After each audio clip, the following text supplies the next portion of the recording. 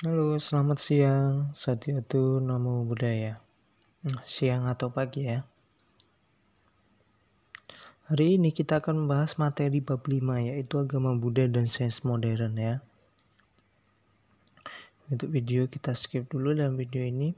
Ilmu pengetahuan adalah unsur seluruh usaha sadar untuk menyelidiki, menemukan dan meningkatkan pemahaman manusia dari berbagai segi kenyataan dalam alam manusia. Oke, sebelum masuk ke materi saya jelaskan dulu ya bahwasanya untuk dalam video ini tidak saya fullkan semua materi dalam PPT bab 5 ini saya jelaskan, hanya prinsip-prinsip sains atau iptek kemudian dihubungkan dengan pandangan iptek dalam agama Buddha. Agama Buddha itu menerima atau menolak iptek itu sendiri ya. Lanjut, ini pengertian dari definisi ilmu pengetahuan ya.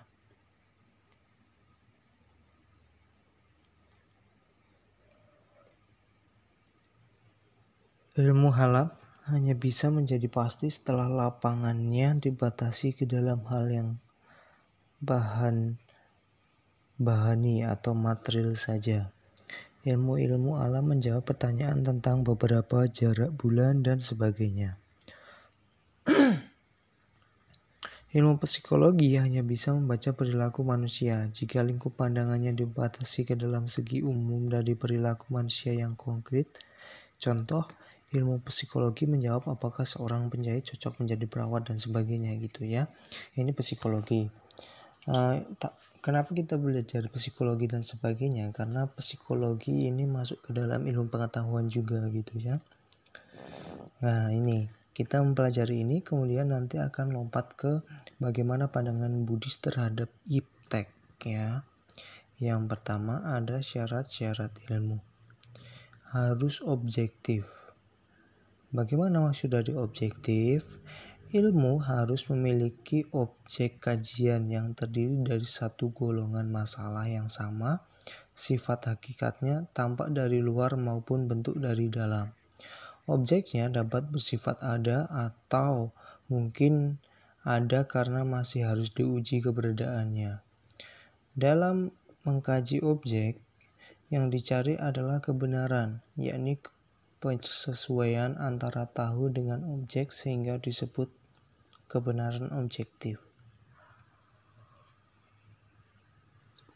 Bukan subjektif. Oke. Objektif di sini untuk mengukur validitas dari suatu ilmu tersebut ya. Kemudian metodis, upaya-upaya yang dilakukan untuk meminimaliskan kemungkinan terjadinya penyimpangan dalam mencari kebenaran. Metodis di sini adalah pencarian kebenaran suatu ilmu pengetahuan itu harus ada metodenya. Mungkin metode apa yang dipakai begitu ya. Sedangkan arti dari kata metodis sendiri berasal dari bahasa Yunani. Metodos yang berarti cara, jalan. Secara umum metodis berarti metode tertentu yang digunakan dan umumnya merujuk pada metode ilmiah. Gitu ya. Sistematis, sudah ada metodis kemudian harus tersistem juga.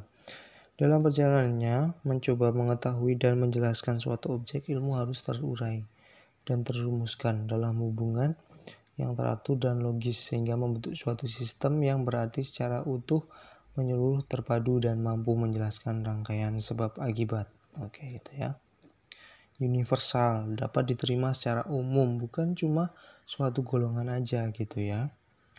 Inilah sifat atau syarat-syarat sesuatu itu bisa disebut ilmu pengetahuan gitu ya. Kemudian kita melompat ke pandangan Buddhis. Ini diskusi nanti bisa didiskusikan. Definisi teknologi kita lewati, kemajuan juga kita lewati, video kita lewati, ciri-ciri juga kita lewati. Nah, masuk teknologi dalam pandangan Buddhis. Dalam pandangan Buddhis, agama Buddha tidak sama sekali anti ilmu pengetahuan. Kecanggihan ilmu pengetahuan dan teknologi justru menempatkan diri sebagai sarana untuk mempercepat dan mempermudah berbagai kebajikan yang dilakukan, sehingga pada akhirnya mencapai pembebasan. Contohnya saat ini sering sekali ada kebaktian atau dhamma desana via daring. Jadi peserta bisa ikut. Contohnya hari Minggu ada sekolah minggu daring gitu kan.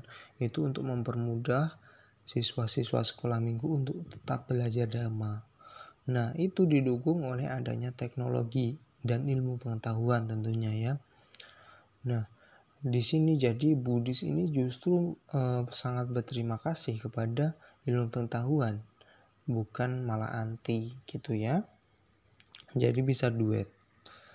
Agama Buddha sebenarnya adalah agama yang bisa berbaur dengan budaya, kemudian ilmu pengetahuan dan sebagainya gitu ya. Iptek tanpa kehadiran agama akan membahayakan kehidupan, dan sebaliknya agama tanpa dibarengi dengan penguasaan ilmu pengetahuan dan teknologi, maka kehidupan manusia akan lumpuh dan tidak bisa melihat dunia luar yang luas. Oke, ini ya, ini kesimpulannya. Kalau iptek atau perkembangan ilmu itu tidak dibatasi oleh moralitas dari pendidikan agama, maka akan membahayakan. Kenapa membahayakan? Karena nggak punya moral ya kan. Banyak yang bisa memanfaatkan untuk penipuan dan sebagainya. Kemudian kalau hanya agama aja nggak punya ilmu pengetahuan, maka akan ketinggalan untuk mengikuti kehidupan pada masa sekarang gitu ya. Oke, sampai di sini dulu pertemuan kita. Untuk dalam video ini saya Adi Setiotu, Namo Buddhaya. Nanti kita lanjut lagi ke diskusi via Zoom atau via WA gitu ya. Terima kasih.